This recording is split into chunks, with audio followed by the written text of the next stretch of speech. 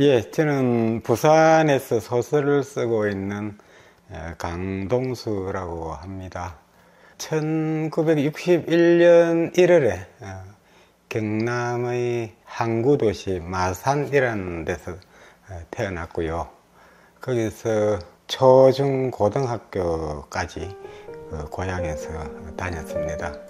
글쎄요, 아주 오래 전인데 저희 선친께서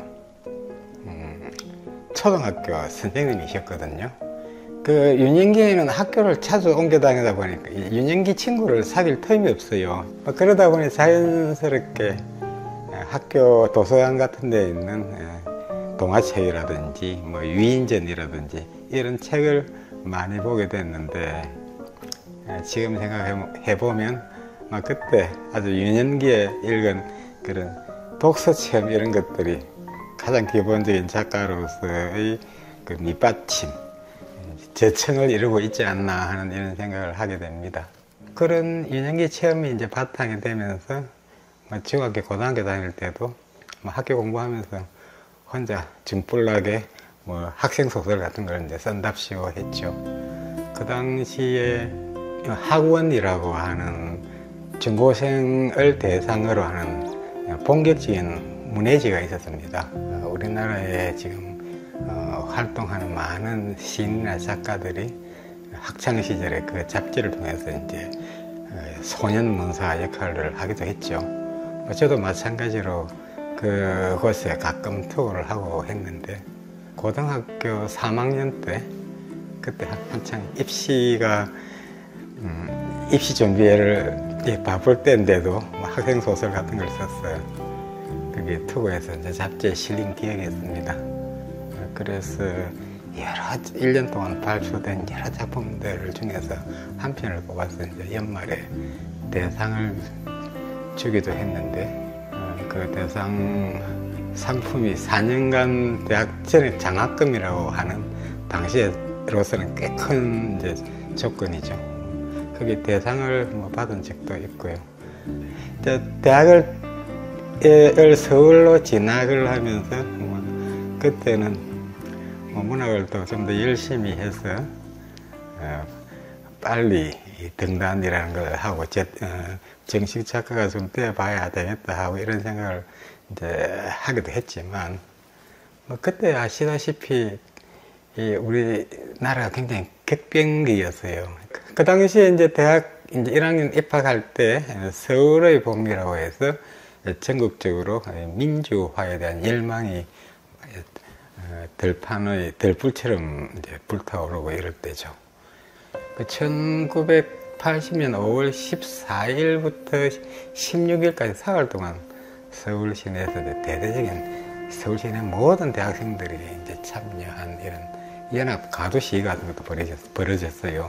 그랬는데 1980년 5월 17일 자정을 기해서 이제 당시 전두환 군부가 비상계엄령을 전국 확대를 하면서 대학들에 대해서 일제히 휴교령을 내렸죠.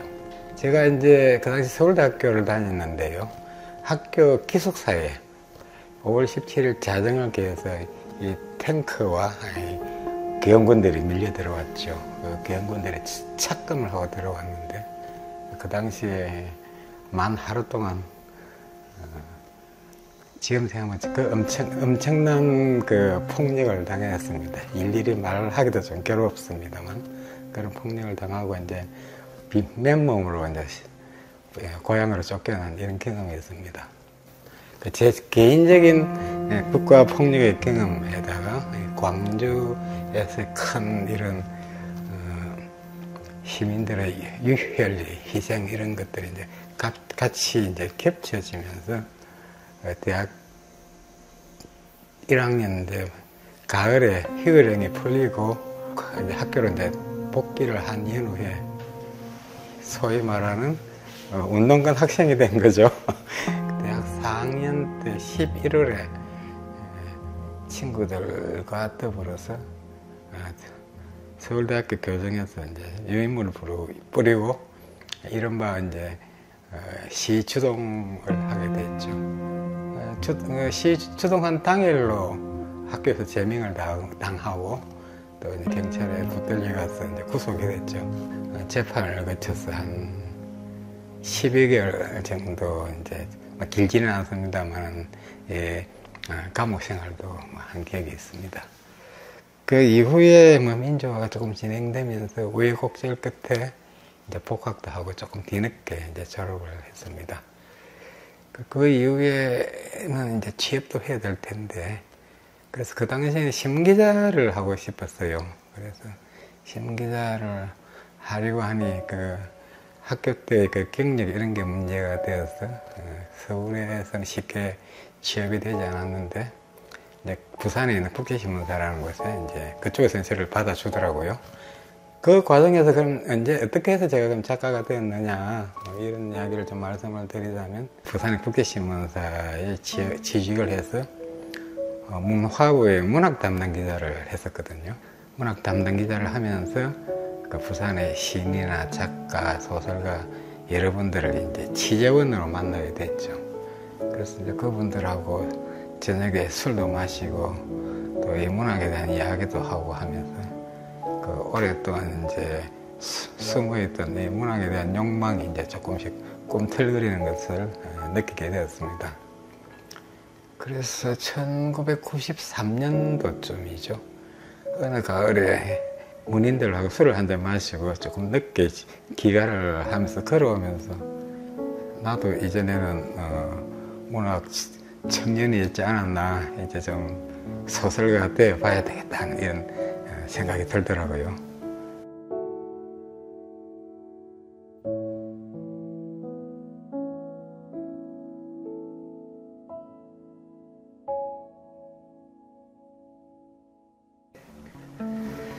저는 최근까지 신문에 이제 신문사를 나오고 나서도 얼마 전까지 신문에 전면 칼럼 같은 것들 매주 연재를 하기도 했어요. 그런 만큼 신문의 저널리스틱한 저널리즘 글쓰기를 또 저도 좋아하거든요. 그래서 따지고 보면 저희 글쓰기의 두 가지 기둥은, 하나는 이 저널리즘적 글쓰기고 또 하나는 소설쓰기라고 하는 것인데, 그 두 개의 기둥이 이제 받쳐져서 저라고 하는 한 작가의 틀을 만들어주는 게 아닌가 이런 생각을 해요.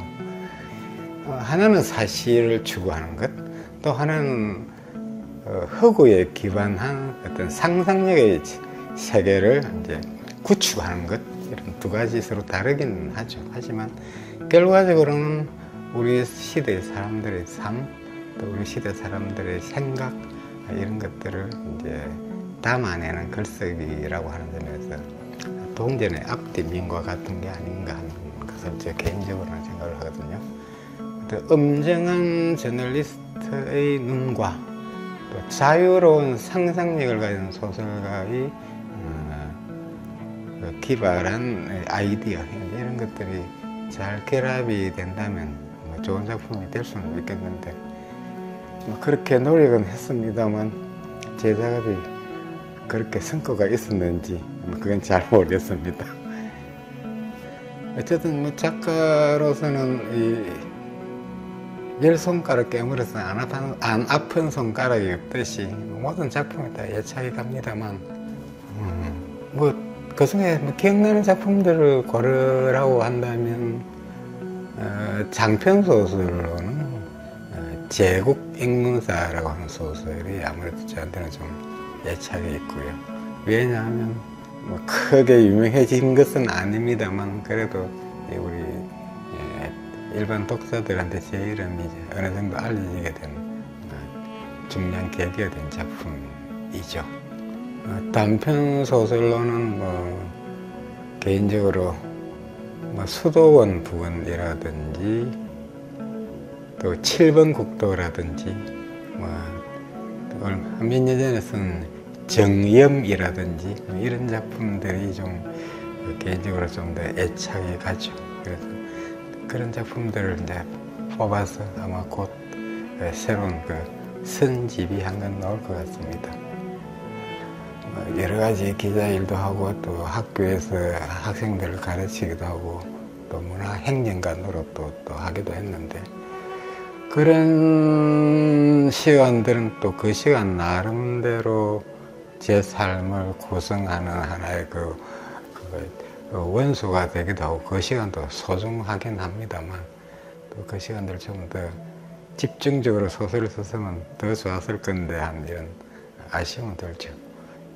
앞으로의 시간은 오로지 이제 소설 쓰기에만 집중할 수 있는 시간이 이제 드디어 오지 않았나 하는 생각이 들기 때문에 집중적으로 소설을 쓰기에 전념을 해볼 생각을 가지고 있습니다.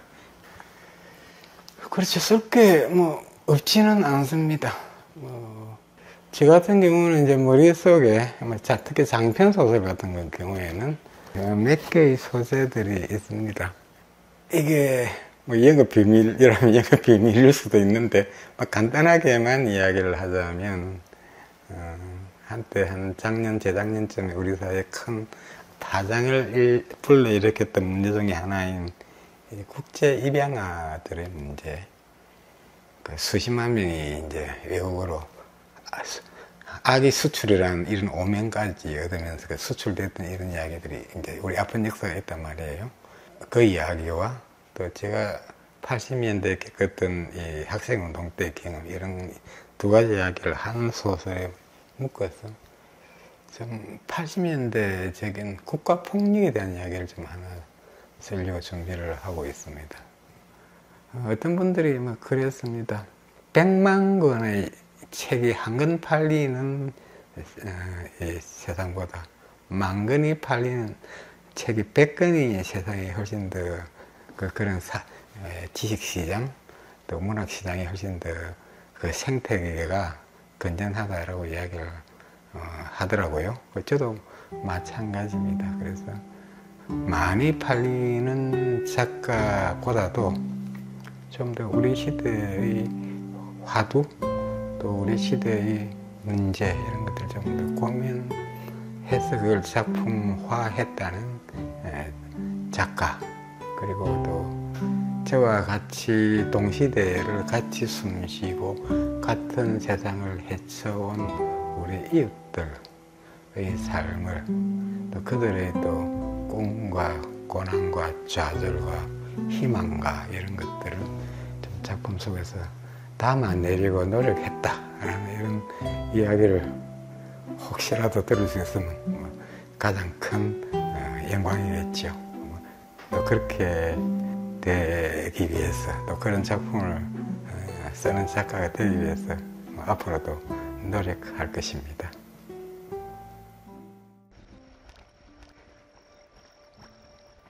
차는 이었고 후포를 지나고 있었다. 좁은 2차선 도로는 예전 그대로였다. 길섭에 작은 집들과 가게들이 개딱지처럼 다닥다닥 붙어 있었고, 건조대에 오징어가 널려 있는 풍경도 마찬가지였다. 바다를 가로질러 방파제가 길게 뻗어 있었고, 방파제의 끝엔 빨간 등대가 서 있었다. 문득 환청처럼 목소리 하나가 들린다. 어머, 저 노을 좀 봐. 가을이었고 황혼역이었다. 설악산으로 여행을 가던 참이었다. 바로 이 지점을 지날 때 뒷좌석에서 딸애를 옆에 앉히고 아들을 안은 아내의 입에서 흘러놓은 탄성이었다. 테니스 공처럼 튀어오르는 그 목소리가 하도 탄력 있었어. 운전하던 나는 부지간에 바다로 고개를 돌렸다. 수평선 전체가 진홍으로 불타고 있었다. 아득한 바다 위 금괴에 물들어가는 하늘의 서미는 그 선연한 색깔, 그건 20년 전의 기억이다.